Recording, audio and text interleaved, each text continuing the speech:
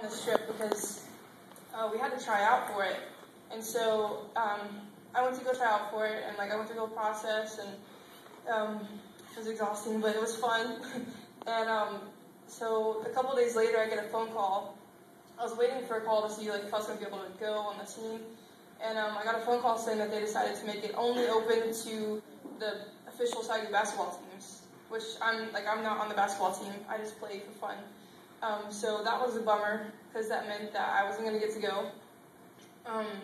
So I was just going about my business, and my mom kept telling me, she was like, I've been praying, I really feel like God's going to do something different with you this semester. And I was like, okay, schoolwork, whatever, something different assignments, I don't know. And so I just kind of blew it off. And then I was going through and doing babysitting jobs, or I just kept getting random odd jobs here and there, and I kept getting money. And my mom was like, you need to put that towards your mission trip. And I was like, well, I'm not going on one, so why would I? Kind of crazy.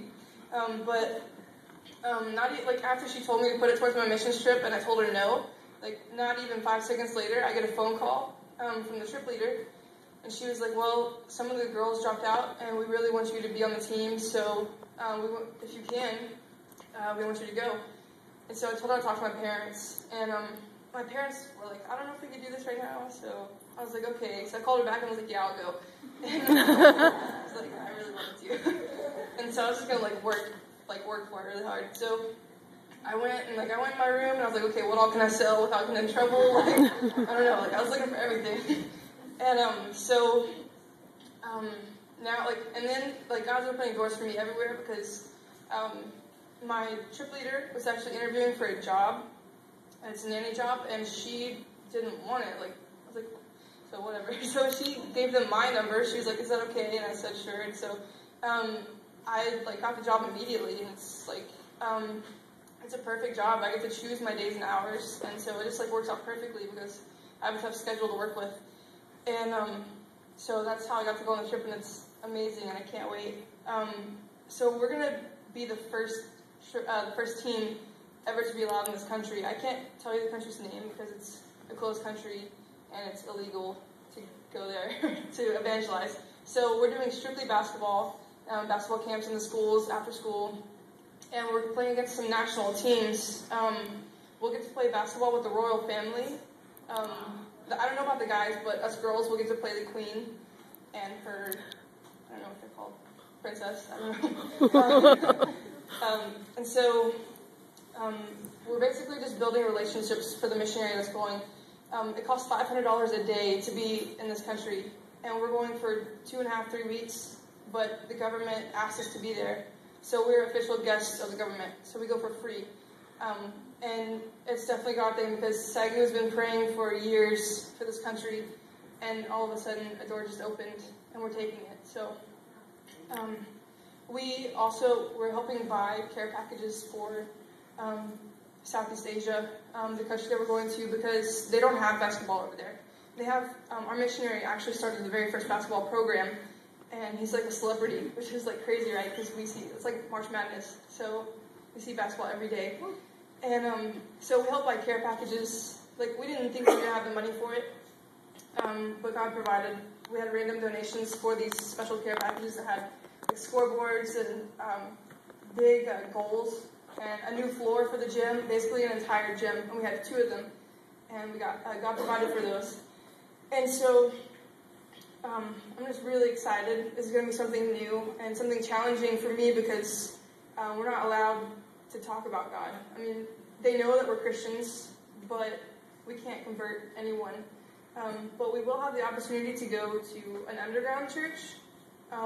It's definitely a big secret over there.